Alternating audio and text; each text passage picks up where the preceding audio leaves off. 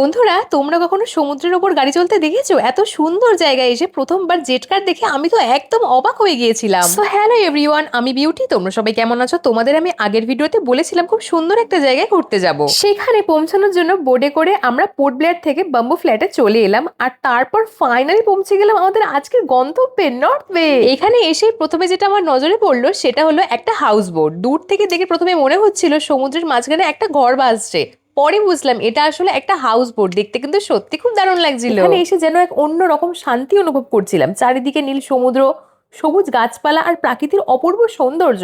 বড় বড় গাছ, মাথা উঁচু করে দাঁড়িয়ে থাকা নারকেল গাছ আর নারকেল পাতায় তৈরি সুন্দর সুন্দর ঘর, সব মিলিয়ে পুরো জায়গাটার একটা আলাদা আকর্ষণ আছে। মনে হচ্ছিল যেন প্রকৃতির মাঝে আমি হারিয়ে গেছি।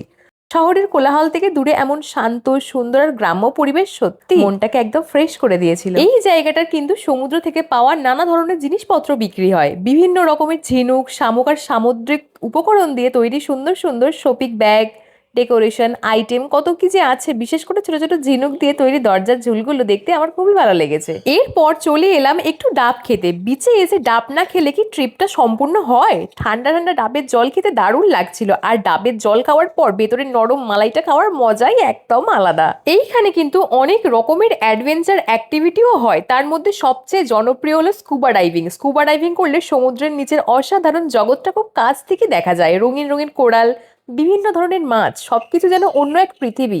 চাইলে গ্লাস বটম বোর্ডেও চড়েও কিন্তু দেখা যায়, তবে স্কুবা ডাইভিং এ অভিজ্ঞতা একদমই আলাদা। এই যে আমার হাতে যেটা দেখছো, এটা একটা কোরাল, তবে এটা জীবন্ত নয়, মরা কোরাল। আসলে কোরালগুলো সমুদ্রের নিচে অনেক বেশি সুন্দর আর রঙিন দেখতে হয়। আর একটা জিনিস দেখে আমি অবাক হয়ে গিয়েছিলাম, এখানে অনেক জেলিফিশ ভেসে এসেছিল। প্রথমে তো আমি ভেবেছিলাম এগুলো হয়তো জীবিত, পরে বুঝলাম এগুলো মৃত। তবুও এত কাছ থেকে জেলিফিশ দেখা আমার জন্য একদম নতুন অভিজ্ঞতা ছিল। আর ওই দেখো একটা সাবমেরিন, ওটাতেও অনেক মানুষ সমুদ্রের নিচে সৌন্দর্য দেখতে যায়। ভেতর থেকে কোরাল আর রঙিন মাছ দেখা যায়। আর এই জিনিসটা দেখে আমি তো সত্যি অবাক হয়ে গিয়েছিলাম। দূর থেকে দেখে মনে হচ্ছিল সমুদ্রের উপর একটা গাড়ি চলছে, পরে বুঝলাম এটা আসলে একটা জেট কার।